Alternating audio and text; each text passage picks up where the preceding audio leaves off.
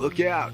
Here come former SportsCenter anchor Bob Stevens, esteemed basketball coach Rich Basirico, and Hall of Fame sports writer Curry Kirkpatrick. And someone's going under the bus. You think somebody's going under the bus with all of the great Olympic disasters we've had with stuff going on and all the other sports? We got a full show for you, obviously, with Big folks bus. going under the bus. First guy, I'm actually going to elevate. He gets to drive the bus. The ski jumper from Germany, Philippe Reynaud, who is afraid of heights. I missed him. Did he back off?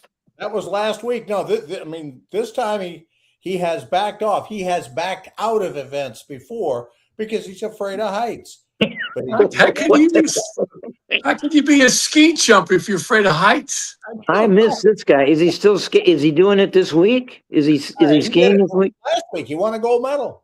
He You did? won the gold medal. Yes, he won the gold medal. I totally missed that guy. When he just closes his eyes when he jumps. Did he take some medication to get down the hill? To get his mind straight?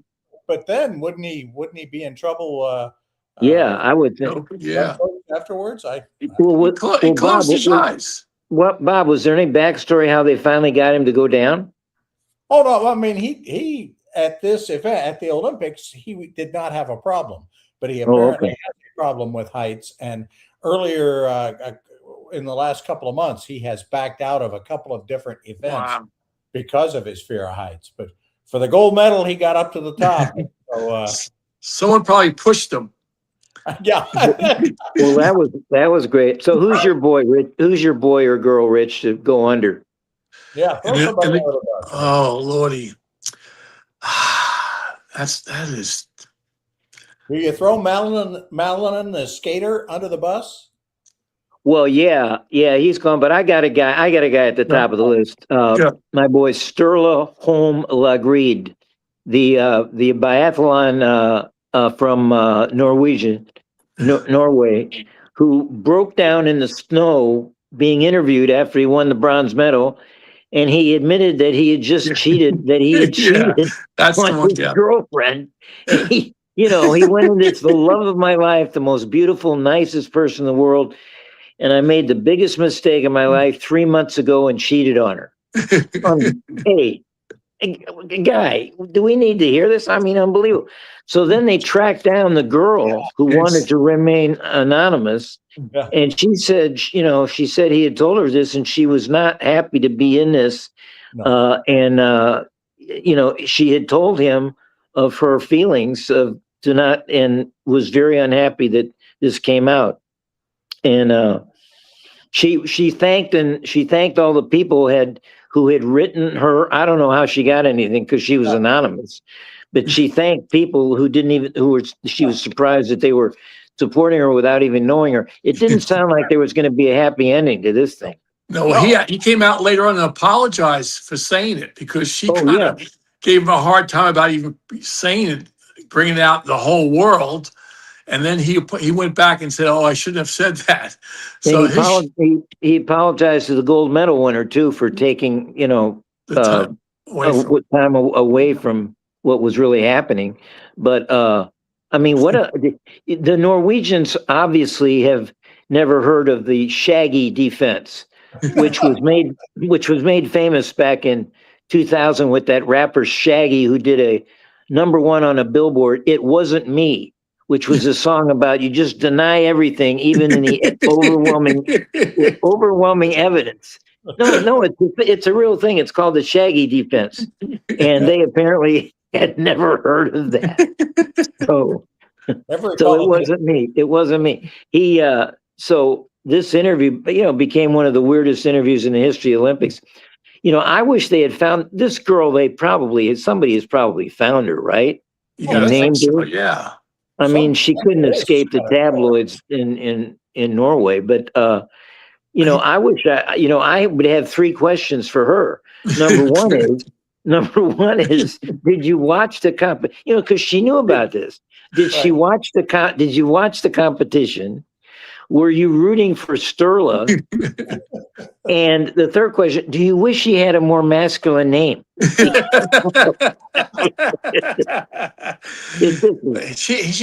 got no shot, Curry, and he's got no shot. That relationship is over. Not going to be a happy ending, right? No, not at all. Not at all. It also is not a happy ending. I thought we should throw under the bus to the rules, the rules that they can't, nobody can do anything political, and they wouldn't let the Ukrainian sledder put the wear his helmet with a lot of the people who had been killed in the Ukrainian war was on his helmet, and they really made a big deal out of it because he was he went to him and they gave him a chance to wear it in practice and while he was preparing all that, and he didn't want that compromise, which I feel good about that. But they gave him, it went right up to the race where they had a meeting, and the President of the Olympic Committee, Kirsty Conway, came out of that, and they presented him with papers, and the papers were him, acknowledging that he had done this and he was disqualified, which is really a Bush League the way to do this thing. Yeah. So I have something on the bus, which I don't know if you guys agree with this or not, but in watching Olympics, I don't understand curling, how that's an Olympic. I mean, it's been around forever. I know it's been around forever, but I watched it yesterday, and how do you get excited about that? I mean, how do you get it? It's kind of like bocce, isn't it, Curry? No, it's nowhere near as athletic as bocce. I mean, we get out there and walk and run to our balls and run. They slide. They slide on their butts. It's all on the butt. I have no clue. I watched it for a good 45 minutes. I have no clue how you score, how you win, what you're supposed to do. They talk about it. I still didn't understand what they were talking about. It's like shuffle. Don't our teams do pretty well also, which is weird? Yeah, the ladies are, they lost yesterday. They were ahead and they lost, but they came back today and won. They beat Switzerland, so now they're in the semis. What I'm amazed is you've been watching doing this for 2 weeks. Every other sport is like done in 3 days. Right. Curling has taken the entire 2 weeks. Yeah. Well, how do you train for that? Seriously, I think I'm going to talk to my grandkids about training for curling because they could be on the Olympic team one day. High altitude. You gotta. First of all, you got to do that, so that you get your breathing right. You got to go to high altitude, and then you got to practice. Rich, we all live in the wrong part of the country to be. I guess so. Hey, I'll make it worse for you, Rich. There is a pro curling league that is going to be starting up in the next year or so. They're going to do it. They're going to have like 8 or 10 teams. Do they have an age? Do they have an age limit? Yeah, we should do it because Rich can get his grandkids in there and get them training. Let me know what city's going to get season tickets for it. Well, as Bob mentioned that first week was a total disaster, especially for our snow girls who have dominated. I mean, Schifrin was a dominator. Mm-hmm. Chloe Kim dominated her sport, and she finished second to this newcomer who looks like her and practices with her, and of course Schifrin was a disaster and cost the other girl Breezy Johnson in the team event. Right. Breezy finished first going down the hill, and then Schifrin had another disaster in the slalom in the G whatever they call it, G slalom or something, the grand slalom, Super G. Schifrin, in fact, had a place reserved under the bus until she won. Great, and everybody was rooting for her. And that was a great event. Yeah. I mean, she went last. All the pressure on her. That was terrific. So she came back from under the bus. But meanwhile, in that race, Breezy, she didn't win in that race, but she got down to the bottom of the hill and she got an engagement ring. Remember reading this? She got an engagement ring from her boyfriend, who is her boyfriend former, was the Norwegian. Wasn't he the Norwegian cross country skier that? No. He's an American. He's a former quarterback at Villanova, as a matter of fact. Wow. And they met on Bumble, which is a dating site. Right. But 4 years ago in 2022, Breezy Johnson, that's her name, Breezy Johnson. Yeah. She came out as bisexual. So the guy gives her an engagement ring at the bottom of the hill. So I guess they're going to be okay with it. There was no press availability for this little stitch in the thing. So I don't know what's going to happen on that. Well, we had two hockey players get engaged. Did you know that? Yeah. No, it was a hockey player and a cross country. They were not the same team. Yeah. Well, and the hockey player is the one that scored our tying goal today. Right. That's correct. Yeah. Absolutely. Amazing. Yeah, it was great. But this just in, Lindsey Vonn has she's been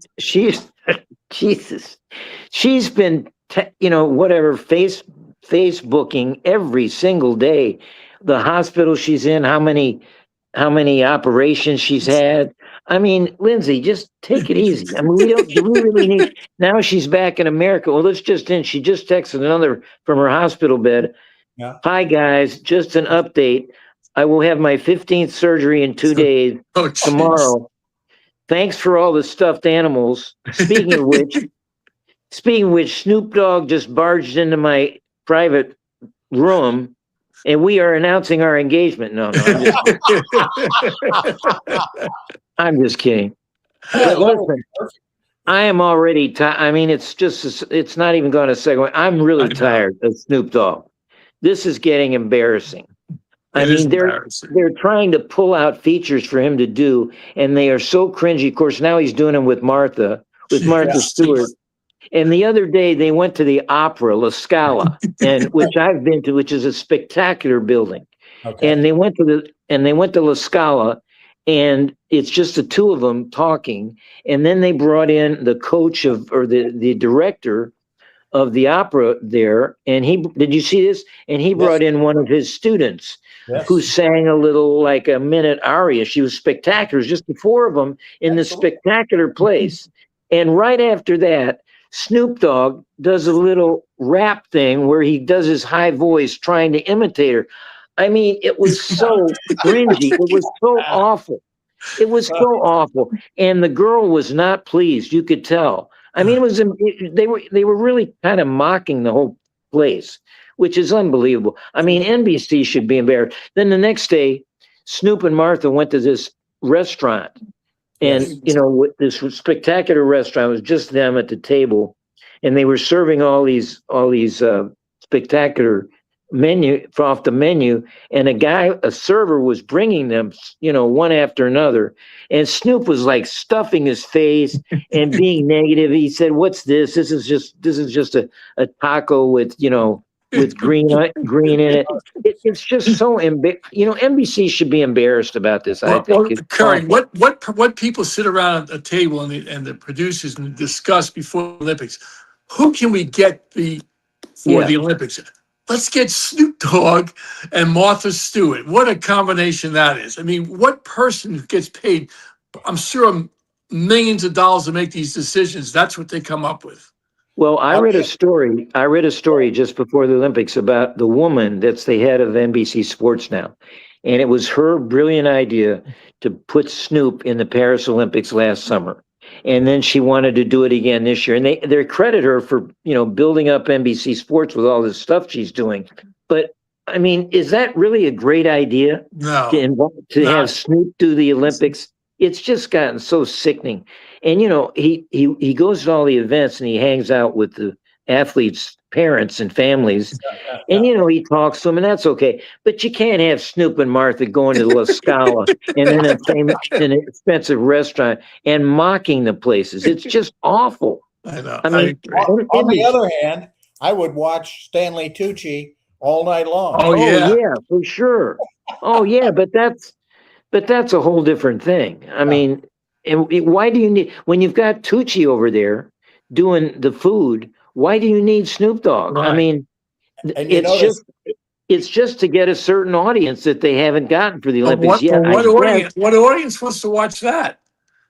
Who wants to watch that? Well, I guess first of all, they're going for the youth audience, but also they're going for the African American audience. I guess I got to, there's no other reason to have this guy doing this stuff. It's just ridiculous. I get pissed every time I see it. But anyway, that kind of thing Curry, would not happen. If Curry was at this Olympics, that kind of thing would not be happening. You, Curry, have been to the Olympics a couple of times. We talked about it last time, and you got to tell a couple of good Olympic stories. Well, I worked as a reporter, and this was in '92, and CBS had the Olympics then, and I had been doing some basketball for CBS, doing sidelines and in the studio desk, on the weekends. And so they had me come to Albertville, France, which is where the Olympics were.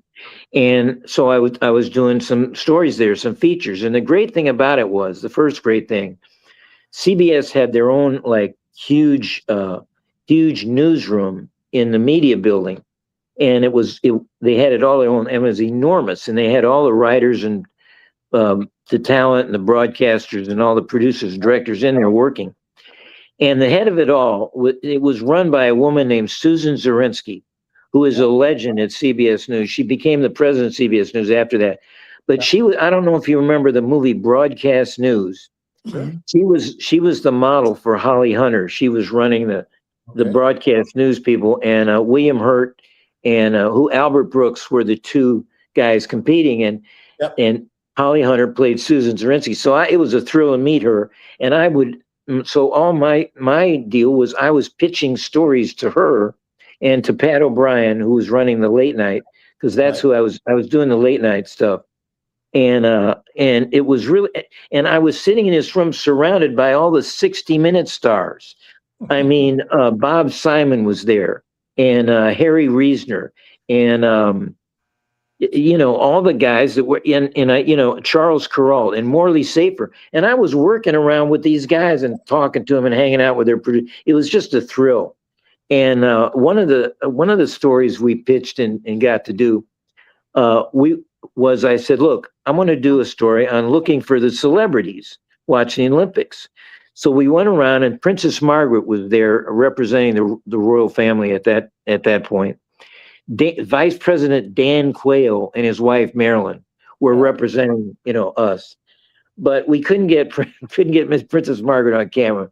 We asked the royal people, but we shot her surreptitiously through this restaurant window. She was eating we saw her go in this restaurant one night, and my camera guy said, "Look, let's get around to the window." And he shot her actually through the window, which was really funny. So then we had an episode where I said, well, I got to get Quayle. So we got Quayle's people, and we said, look, we're doing this piece, and it's a kind of funny piece. We're just going to talk for a couple questions. Sure. And they said, okay, well, he and Marilyn are going to be coming down from one of the ski events on the mountain. And so we went about halfway up the mountain, and we waited for him. I got my camera, that guy there, and the whole deal. And so he knew we were coming. We didn't, it wasn't an ambush interview or anything. So I come up to him, and there's Marilyn and Dan Quayle. And the whole deal of this was going to be, I'm looking for celebrities. Do you know of any celebrities anywhere? And, as a joke. And so I came up, and I said, I had my mic, and I said, oh, Mr. Vice President, hi, Curry Kirkpatrick, CBS Sports. And I put my mic over to him. I said, look, we're looking for some celebrities. Have you seen any celebrities around here? He did not get it. First of all, Marilyn Quayle got it completely, but he stared at me like, what? He couldn't get it. He couldn't get it. And first of all, he was mad. He was mad and surprised and bewildered at the same time. But Marilyn got it, and she said, oh yeah, she said, I think I saw Don Johnson and Melanie Griffith down at the skating. You should go down there. So I said, I gave another question to Quayle. I forget what it was. And he said, how are you enjoying what did you see up there or something? But he had no idea. Yeah. But so now I go down there, and one night one night we got Don and Melanie, who'd married about 4 times. Yeah. We got them coming out of this celebrity party. There was all these cameras and floodlights around. And again, I go walking. Now this was an ambush. Yeah. So I go walking up to him and I said, Don Johnson. I said, Curry Kirkpatrick, CBS Sports. I said, listen, we're looking for celebrities. Have you seen any celebrities around here? And Don Johnson was so pissed. He looked at me like daggers, and he called over security. He said, security, but Melanie got it. He said, oh, well, we're kind of in that, I mean, some of the women got it. The guys were either too, it was ridiculous, but that was one of the funny stories they did. And we ran it. Coach, we ran the whole stuff. We ran the idiot Johnson calling for security, and we ran the vice president being angry and bewildered on the flip like, what's this guy talking about? Well, I mean, we ran, it ran like that as a piece. It was great. Good stuff. I have gotten to interview Dan Quayle too, but it was about the sport he actually knew something about. I interviewed him at back then the Bob Hope Classic golf tournament. He was playing in the Celebrity Day. And we just talked about golf, and he was eloquent and brilliant. And as Mike Royko, the great columnist, once wrote, he said, Dan Quayle could be elected president if he could lower the nation's handicap by 2 shots. And he's good enough to do that. If he just did fireside chats about golf and lowered all of our handicaps by 2 shots, he'd get elected. Nothing to do with the Olympics. That was the year. That was the year of. You remember the great Italian skier Alberto Tomba was the big name in skiing, and I had done a big profile on him right before the Olympics. I went to Park City and went on the tour event and saw him and talked to all the skiers. So I had done this story, so I know him a little bit. But at the Olympics, you can't get near these athletes. They have a press thing, and you sort of shout questions like they do at Trump when he's getting on the airplane. But so another story we did, I was on the slopes in one of Tomba's big races with the Italian fans who were just like crazy. And one of the CBS guys went back to Tomba's hometown and was with his family when he was doing the ski. So we shot back and forth, and that was one of the pieces which was really neat to do. There. I don't know if he's still alive or not, but are you surprised you haven't seen him? No. He carried the flag in the opening ceremonies. Oh yeah, he was at the end. Yeah. Oh, okay. He and the other great Italian female skier, they were the last ones to do the flag and put it on the torch during the ceremonies. And he still looks great, but he's very heavy now. He was heavy then. He had a problem with spaghetti and stuff. But he was a great character. He was a great character, and. I don't know if you remember this, but during the Olympics, this was a real incident. A skier from the Bahamas went missing. He was a skier from the Bahamas. I think he was a cross-country guy, and he trained in the Bahamas, which is a story in itself. But he went missing. He disappeared somewhere. So we started, a producer from CBS News, he said, look, we're going to do a story on this guy, and because if he's gone for a few days, we can make up stuff. And so we went to the Olympic Village and talked to the athletes about it. And we went out in the streets and said, "Oh man, that's so terrible. This guy, we can't find him." And we went up in the hills, and there was this little shack we found. And so we put newspapers and we put food in there. And the cameraman filmed it. And we pretended he was up there hiding. We did this whole fake piece. And Bob and Rich, it was so long that they were going to have to run it over 2 nights. Because it was like 8 minutes. It was like 8 minutes long. Wow. And we ran it so they could run it the first night in 4 minutes, and then it would be like to be continued because the guy was still missing. Right. And at the end, we did an end piece that we found the guy, and everybody was celebrating and so forth, and it turned out to be the wrong guy. So we said. As we were doing this piece, we said to ourselves, "There's no way they're going to run this," because we had some outrageous stuff in it. But Pat O'Brien loved it, though. He said, "Oh, this is so funny," and they introduced it as a funny piece. He said Curry Kirkpatrick went looking for the missing skier and came up with some outrageous stuff. But anyway, so they ran it the first night, and it was all ready to go the second night. But the big wigs above Pat O'Brien at CBS said, "There's no way we're running the second half of this. It was too outrageous." So it never ran. The second half of it never ran. Where did they find the guy? Where did he end up? I don't remember. He came out and said that he had some mental health, which is a big deal nowadays. Back then it was called crazy, but he had some problems with that, and he finally showed up. But that's the kind of fun stuff. Let me give you one other story. So 2 years later was Lillehammer, right? And I had left Sports Illustrated after the '92 Barcelona Olympics, and I went to work for Newsweek. So I was covering Lillehammer for Newsweek magazine, and that was the year of Nancy Kerrigan and what's her name? I can't even. Tonya Harding. Tonya Harding. Yeah. And Kerrigan got smashed in the legs by Tonya Harding's buddies, and it was a whole big thing, and it was an outrageous thing. But the biggest thing at the Olympics that year was them meeting at the practice session, which was like 3 days before the actual skate. I remember that, yeah. And every reporter in the world, all the tabloids were there. And so I told Newsweek, I said, look, let me do a story on the press coverage of this because it's so outrageous. You can have the regular skate reporter do the actual event. So I wrote a story and all my buddies were covering this thing. And the story turned out to be nothing but a bunch of one-liners about how stupid this press. But it was outrageous because, it was the first time they were going to see each other and skate by each other after the incident where Harding's boys almost broke Kerrigan's leg. Right.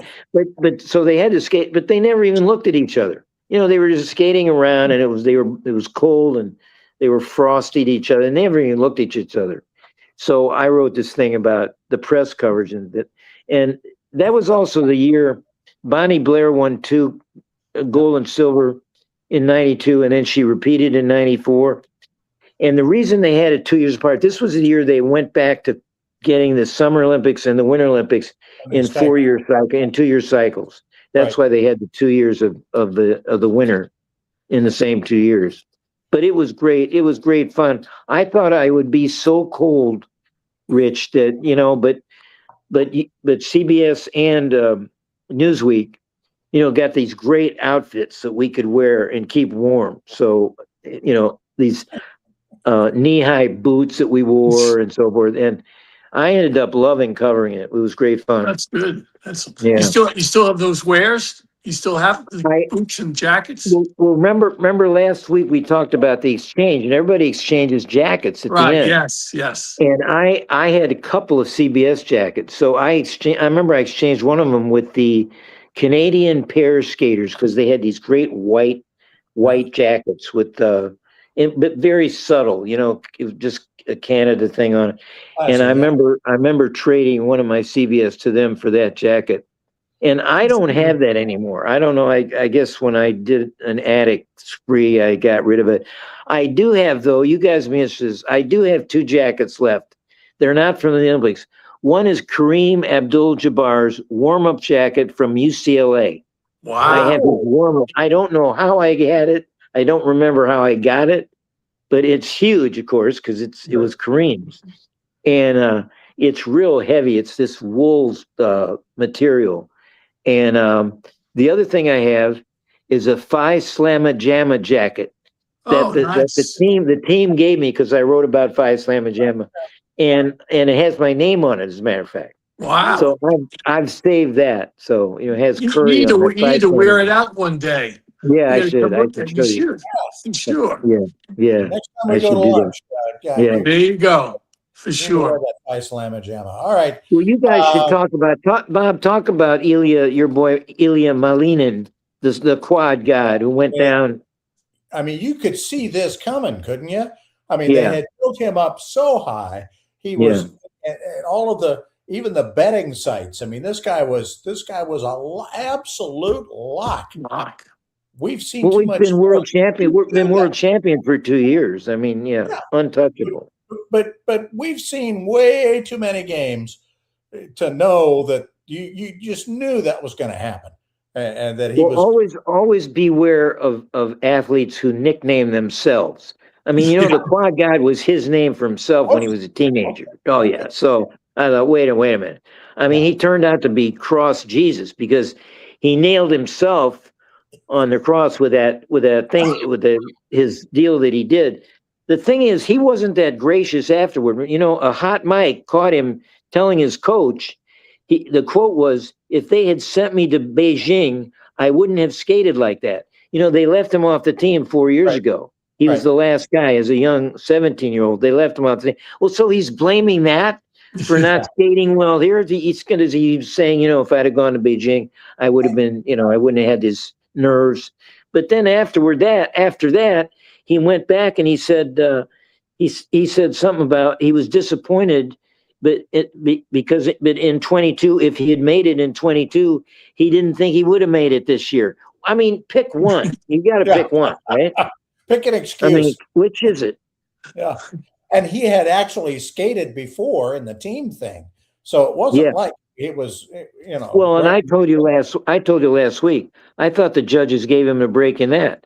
I thought the Japanese guys skated better at the end. Absolutely. Yep. Yeah. Although for the most part, I have not argued really with the judging. They've gotten the right people, seems like, most of the time. All right, we have spent. Well, one more thing. What did you think about the French judge, though, in the ice dancing that gave our team like 8 points below anybody else, and all the other judges would have had them winning.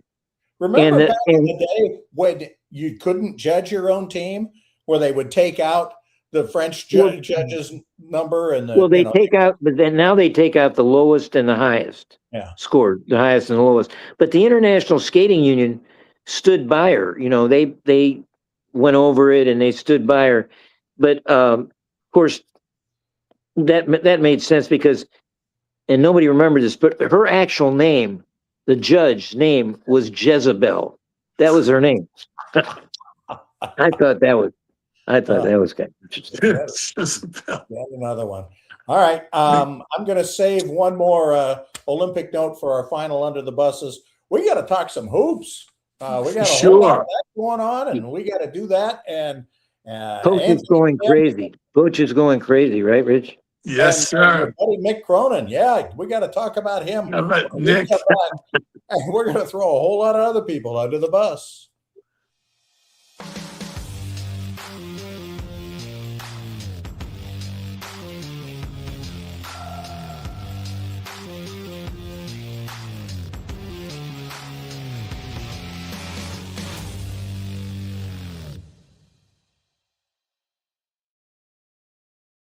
Welcome back to Under the Bus. Bob Stevens along with Curry Kirkpatrick and Rich Basirico. If you all will remember the last time we met, someone predicted Arizona was going to lose for the first time all year. They were going to be fogged in by Kansas. You're right. Totally right. Basketball game I've seen all year. And of course, then they lose the next game too. Oh, and they did it without Peterson. They beat Arizona without Peterson at all. Right. That's the guy we have to throw under the bus. By the way, Rich, I want to ask you again about Peterson. I don't get this. Tell me your view on this. He's a wimp. I mean, athletically, he's a terrific player. But just the other night, he took himself out of 3 minutes into the second half. He took himself out.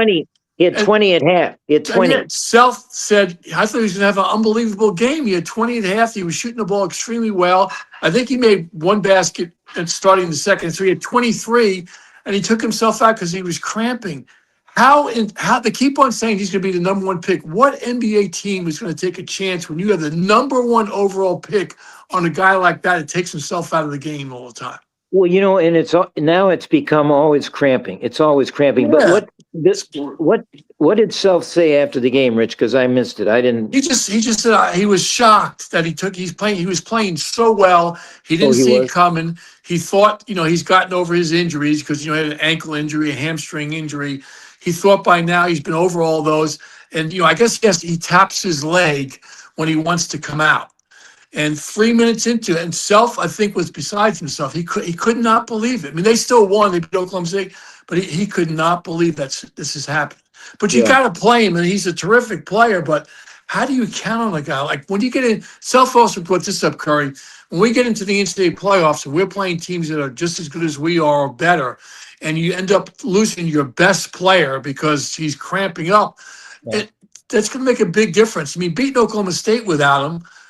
And of course, you said they beat Arizona, but how are they going to make a run in the NCAA tournament when 6 games, when your best players keeps taking himself out of the game? I think, and Tom Crean said this tonight, Rich, on SportsCenter. Tom Crean, the coach, remember we saw him in Atlanta. Sure. He said he thinks there's something more to this behind the scenes that itself isn't talking about. Something, it's a mental health thing again, that Peterson gets down or gets upset, or there's something going on. There's something going on because you can't get cramp. I mean, Rich, when you get cramps, can't you work cramps out during a game? Absolutely. And you don't get a cramp after halftime because at halftime you left in the game. Right. At halftime, they're giving you, especially at that level, they're giving you water, Gator, whatever they give the guys in today's world. But and they know he cramps up, so wouldn't they be giving him drinks that prevent him? Usually you cramp on the football field in August when you've been going at it, and the humidity is unbelievable. You're inside in a building that's, I'm sure the temperature is just the right temperature. Yeah. How do you come out cramping 3 minutes into the second half? Curry, I think you're right on the money, and Tommy Green's right on the money about saying something else is going on, and it could be a mental thing. Yeah, and Self just wants to protect him, I guess. I don't know, or maybe Self doesn't know. I don't know, but it's he's too good a player, and he's such a physical specimen too. I mean, you look at him and say, why are you always getting cramps? Right. I mean, you shouldn't be getting cramps. Let's go to one of you guys' favorite coaches, UCLA's Mick Cronin. Well, before we get to him, Bob, I want to ask you, because you're not a coach. Yes. But then Rich as a coach. Yes. Our boy Jerome Tang, who gets up after the game and nails his team. I mean, first of all these coaches are going after their players now. I mean, well, except for Danny Hurley, and I think he's on medication. I really believe he's on some kind of medication. Oh, he is. He's so calm.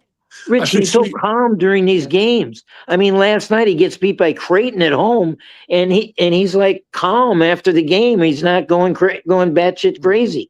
He's on some kind of medication. I just finished reading his book that just came out recently, and there have been several coaches. Like, he's called on coaches about his team and so forth, and several of them have pointed out to him, Mike Krzyzewski being one. There's that connection because Bobby played there, and says, look, you got to stop acting like you are on the sideline. I mean, several coaches, big time coaches, have told him that, and the biggest fan of his wife, told him to stop it. You're out of control. I've heard him say that. Yes. She told him. But it's gotten. He's now left the floor to some of these other guys. I mean, this went unheard the other day, but UAB, Andy Kennedy. Yeah, that was great. He loses to Tulane. They said they missed 12 of 22 layups. And he said, look these are scholarship athletes. They're making more money than most people in this room. Of course, he's insulting the press, of course. They're making more money than anybody in this room. He says, is it too much to ask him to make a layup? I mean, we're in Bozo land. He said he called it Bozo land. Right. I have that quote. And of course, Tang said, they shouldn't put on this uniform. I thought his one line that didn't really make the when they played is, these are dudes that do not deserve to wear the uniform. But later he said how much he loved Tang loved Kansas State. And he said, my players don't love this place, so they don't deserve to be here. I mean, that's just, I thought, wait a minute, he can't say stuff like that. And sure enough, now they fired him the next day for cause. There will be lawyers. Let me just say that. Already. He's already hired a lawyer. He's already. Oh, yeah. How do you lose your job over that? Why don't they 18 just million. come out and say your record's terrible? The kids aren't performing to the best of their ability. They're just not playing well. But to put it on the comments that he made, like he said, they won't be in Kansas State uniforms next year. They'll be gone. Next year. Yeah. He shouldn't be saying that kind of stuff out, Yeah. to the media. But to say they didn't play well and they don't deserve to have that uniform, I don't think you lose a job over that. Come on, that's you've heard worse than that, Curry, interviewing people, right? Bobby Knight and these guys, they've said worse things than that. My goodness. Can you imagine if Bobby Knight was coaching in this era now? He couldn't do it. He couldn't do it. No, not at all. Maybe he'd pull a Bobby a Hurley and lighten up and tell jokes in his post game. Well, the thing about Tang is, and the interim starts coaching, and they beat Baylor. They play the best game of the season. That doesn't look good for Tang, of course. No, it doesn't. But I felt, he's going to make a settlement to get at least half his money, right? Sure. I mean, you got to think so. He's supposed to get like 17 million. Well, it was or 18, whatever it is. Yeah, I don't know. How do you say it caused the firing because he makes those comments? I mean, it wasn't like he got in the guy. I don't know, touched somebody or punched somebody or Well, that's why he's got a case. He went to the Elite Eight 3 years ago, and a lot of his team has come out and supported him against the university. His star point guard Marcus Knoll. I remember this kid. He posted against his university. He says, "You got it all wrong. You got to pay my guy, pay him his money, and move on." I mean, if you're going to fire him, you got to pay him. Yeah. I don't know. I didn't think anything this week could top that. But then our boy Mick Cronin showed up, which was great, which is in the state of Michigan. And Michigan boat races him by 30. And then he's got to go to Michigan State, and Izzo beats him by 25 or whatever it was. And, of course, he throws out his own player when the guy, did the flagrant foul. That was awful. I thought that was terrible to humiliate the player. Didn't you think so, Rich? Yeah, definitely. Well, the player looked at him. Do you see? He looked at him like, "What do you want me to do? I mean, it definitely was a bad foul. I mean, without a doubt. Well, for him to run the kid off, it's that. You know what? That's Curry. You know this, and Bob know this. That's him covering for himself. His team was getting beat so bad. He had to do something to kind of, I don't know, make people think that, hey, he's doing the right thing by having his kid run him out into the locker room. Then get yourself thrown out. I mean, we've seen coaches do that. Sure. Thrown out. And of course. Yeah. Well, after the Michigan pounding, after the Michigan pounding 2 nights before, he called his team soft and delusional. Yeah. And he also called out his staff, Rich. He ripped his staff in that same place. He always does that. And remember when I told you when we sat behind the UCLA bench in Atlanta, he was ripping his staff. Every other word was F-bomb. Every other word to the referees, to his players, to his coaches. That's when I couldn't believe him. And he's such a Napoleonic idiot. He's about 5'5", first of all, and he traipses up and down in his coat, in his suit. Yeah. With his hands behind his back sometimes, just like Napoleon used to do. I mean, it's unbelievable. Well, and then of course, UCLA next year. Well, there's a lot of rumors that, UCLA's got an image to uphold. And I got to think they're getting sick of this. They had a whole season of this last year. And now this year, because his post-game press conference are a circus. All of them, everybody's just waiting for him to go off, and it's better than the game. And I just did you hear his post game after he throws the guy out after he threw his own guy out? No, I didn't. But he's he's talking to the reporters, and a guy, I think it must have been a Los Angeles guy because it sounded like Cronin knew him, and he isn't on camera, but he asked him, "Coach, what did you think of the Michigan State student section yelling at he's got another player, a 7-footer, who is a 5-star who plays for him now, who started out at Michigan State. But he was a total bust there, but now he's at UCLA. So the Michigan State crowd is getting on him, of course. Students, yeah. And Cronin started to use the F-bomb. And he started to say, I don't give a rat's ass. He used rat's ass instead of the F-bomb. But he started, you could see he almost got the, right. I could give a rat's ass about the student section and opposing team. I care about my own team. I don't care about that team. And then he said to the reporter, kudos to you. That's the worst question I've ever been asked. Or that's the most stupid question. Worst question. Really, he said that to the guy. Yep. And the guy said, well, wait a minute. I just wanted to know. And then, his voice went up a little bit because he's at the back of the reporters. And this was great. And Cronin says, wait a minute. Are you raising your voice to me? He actually said that to the reporter like he's some tough guy. You want to fight?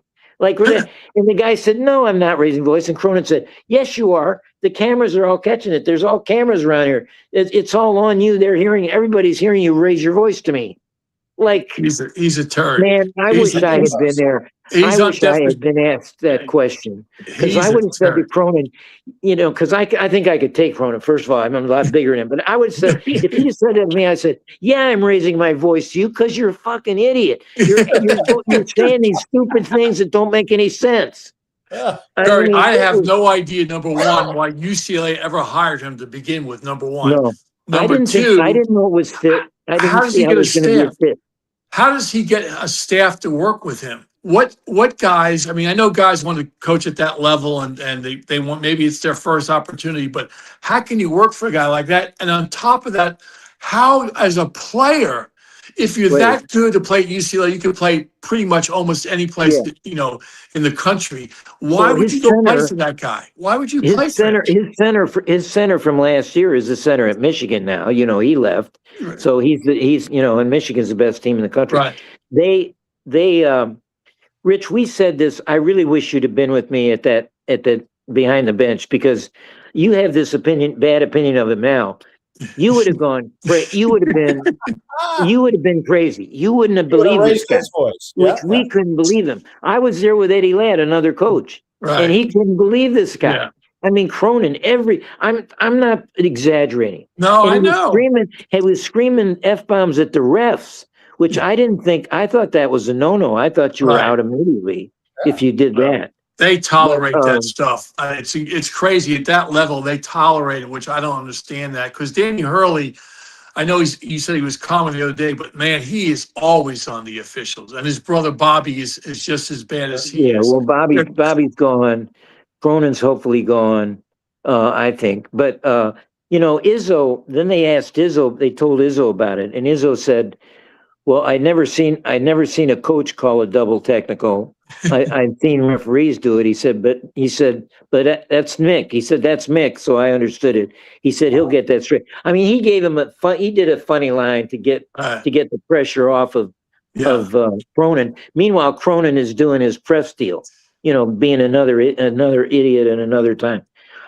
Again, I'm like you. I don't know how he survives because we said that then when we saw this with his, he took one. At that game in Atlanta, this was last year, he took one of his assistants. This was an African-American guy who towers over Cronin. Cronin took him by the suit lapels.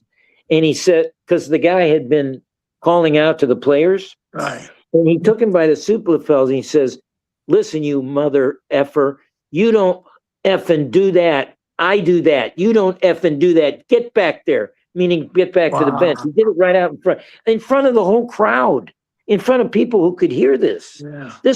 I'm sure that assistant isn't there this year. I'm sure he's not either. I don't, when coaches start blaming the staff, and it's been done before, he's not the only guy that's ever done that.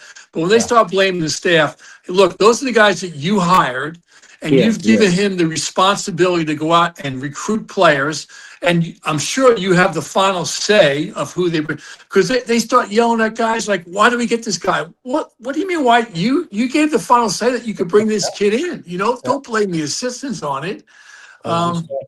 Well, how about, and this is unfortunate, these court stormings, and I'm talking as a UNC guy, we had the famous court, but they had a court storming the other night at Iowa when Iowa beat Nebraska. Iowa beats Nebraska, which is a top 10 team, but Nebraska's never won a game in the NCAA tournament. So they have the handshake line, which is a little bit away from the court storming. And who's the Nebraska coach? The mayor, Hoiberg. Right. Hoiberg, did you see this? Hoiberg's in the handshake line, and some student runs into the handshake line, and he puts his camera up in Hoiberg's face to take a shot of him. And Hoiberg slaps, and it was on camera. It got on videos. Hoiberg slaps the camera away from the guy, which is understood. I think that's a normal reaction. I think any one of us would have done that, right? If you just lost the game, he has to apologize afterwards, which he shouldn't have had to do. But this. And first of all, why was that kid even in that line? I mean, he was a student, right? He wasn't a player. He was a student. Yeah.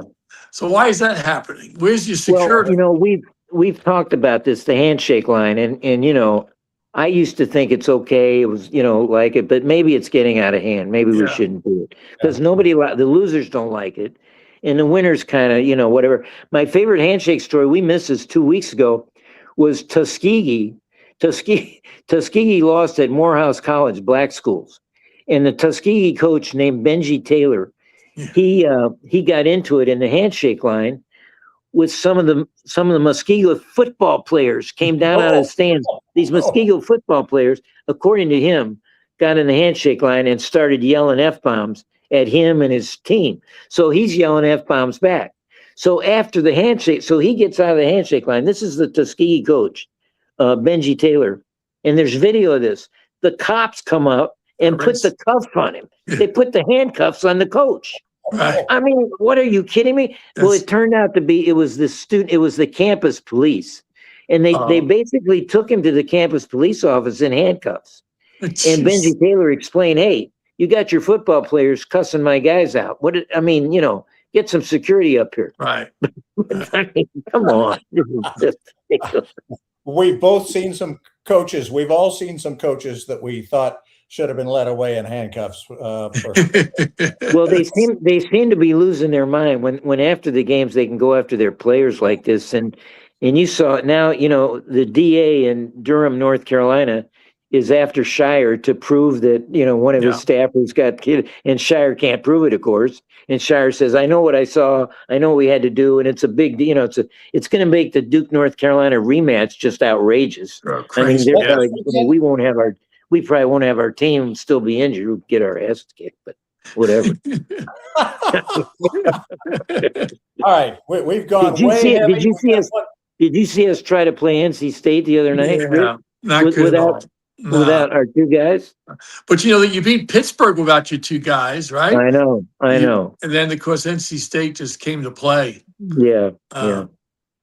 Texas Tech now has to go through the rest of the season without their big guy. That's so sad. I was going to say his game, Toppin's game against Arizona, the game before that, he had like 33 and 13. It was the best individual game I've seen all year. Wow. And then he gets the Achilles against Arizona State. Then Arizona State beat him. So sad. Yeah. Well, he went out with about 6 minutes to go. I mean, all right. Couple other people we got to throw under the bus. We got to take a break first. Let's do that, and we'll be right back. You're watching and experiencing Under the Bus.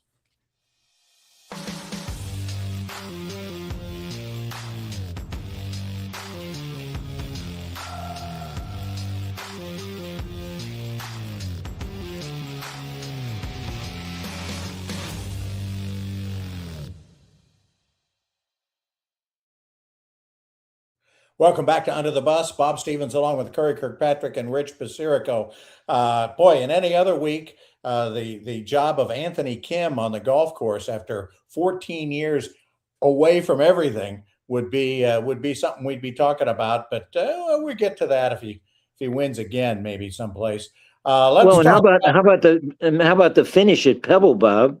The unbelievable last day at Pebble Beach. Wow, that was pretty crazy. They did get it in before storms hit and did okay. And now, of course, they're playing in LA where it's pouring still.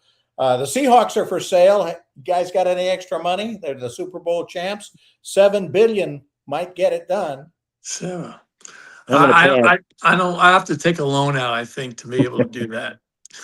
Boy, I tell you what, if I knew somebody who had the money, I'd tell them go buy that because that's going to do nothing but make money. Bob, let me just talking about 7 billion. I was just watching a little history on the ABA, and when the ABA came in, and I think it was 1964 or 67. Well, whatever. In the 60s, you could buy a team starting up for $5,000. How about that? You covered the ABA a little bit, didn't you? Speaking of the ABA, RIP, the great Doug Moe, one of my schoolmates at North Carolina, one of the great guys of all time. Started out with Larry Brown in the ABA, and then moved to the NBA and became a really neat coach. Good player and a good coach. Both. Oh, he was a great college player. Great college. He was a really tough guy. Yeah. For Carolina. Nobody watched the NBA All-Star game. I know you didn't watch this thing, but I just want to point out, I want to throw one guy under the bus there. All right. Well, I could throw the whole thing under the bus, but Kawhi Leonard. I mean, Kawhi Leonard doesn't play half the games, right? He sits out. He's his time management guy. He's always hurt. He gets in this All-Star game and he scores 31 minutes in like 13 or 31 points in like 13 minutes in one of the games. And he's like the greatest player who ever lived. And he's doing this against guys that are, I mean, they're defending him. They're trying to defend him. It wasn't I mean, come on. What are you talking about? It's just ridiculous. Is that the reverse tank? With a, they just show, I mean, Wembanyama started to play hard, so everybody else had to. I mean, they had to play hard because he was. Yeah, show them up. Well, and how about the commission? The commission has to come out now and come up with some new rules for the team to stop, so they don't tank. How embarrassing is that? You could have a certain policy about that. That's crazy. Brutal. How would you like to pay $300 for a ticket to go watch one of your team's tank? That's a lot of fun. Rich, some of these guys like your boy Mark Cuban have come out defending tanking. That's how they get back in the league. That's how they get teams. That's not good. That's not good at all. I mean, there's still a lot left to play in the season. I mean, I know some of the teams their record's awful, but heck, you still got March and April to go through, and they're tanking already. Yeah. Well, they're doing it because all these great freshmen are coming out. Well, there's going to be so many guys they get at the top of the draft that are going to help. So I guess that's why this has become a deal. Be interesting to see what he does and how he's going to resolve that issue. Yeah. With the draft. So. Last guy under the bus. He could take away draft choices. That would really hurt him. He could do that. What did you say about him? I'm just trying to finish the show. Oh, sorry. In under 2 hours. Yeah. Rich, last guy under the bus. I have to throw this under the women's Canadian team. As we know, the USA won, and so I watched the medal ceremony after. And yes, I know they lost. It was heartbreaking. Heck, they were 2 minutes and 20 seconds away from winning the gold. And then obviously ended up losing in overtime.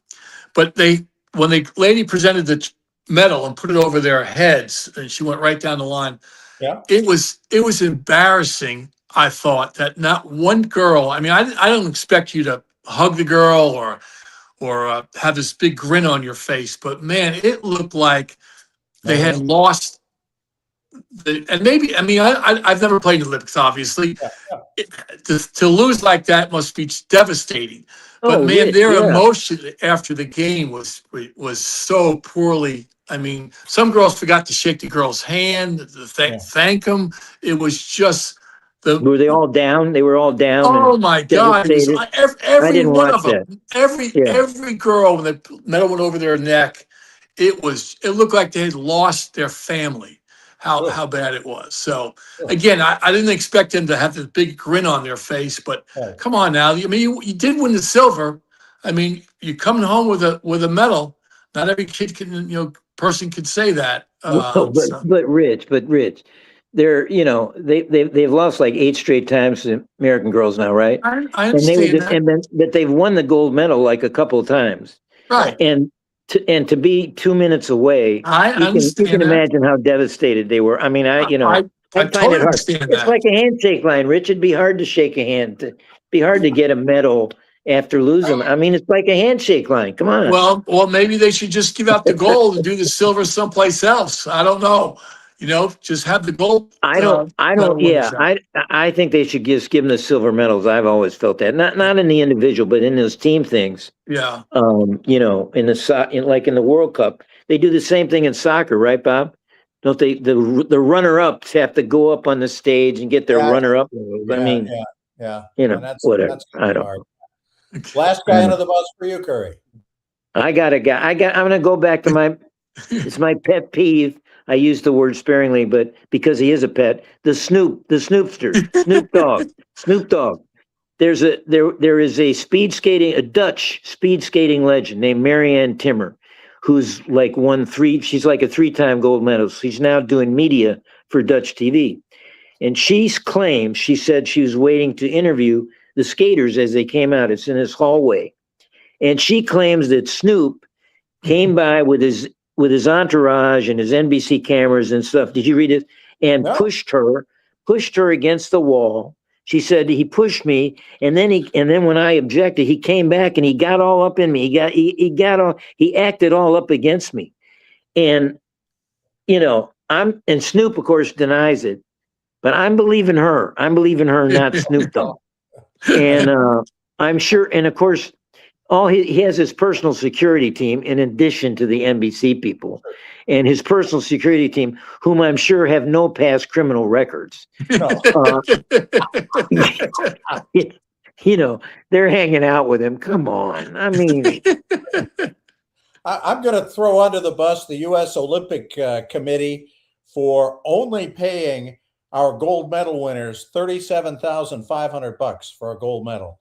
And that's silver, they're not paying. They're not paying for silver. Yeah, you get $22,500 for a silver and $15,000 for a bronze. But Singapore is paying any of its athletes that win gold $789,000.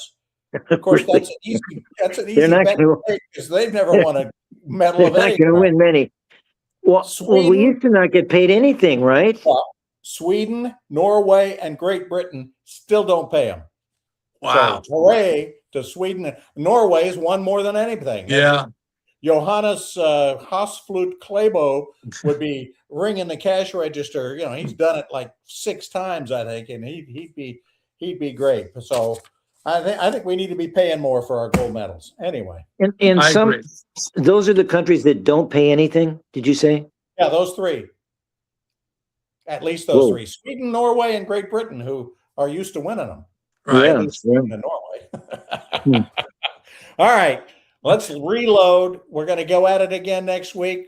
This is the longest show in our history, and but it was probably worth it. For Rich Basirico and Curry Kirkpatrick, I'm Bob Stevens.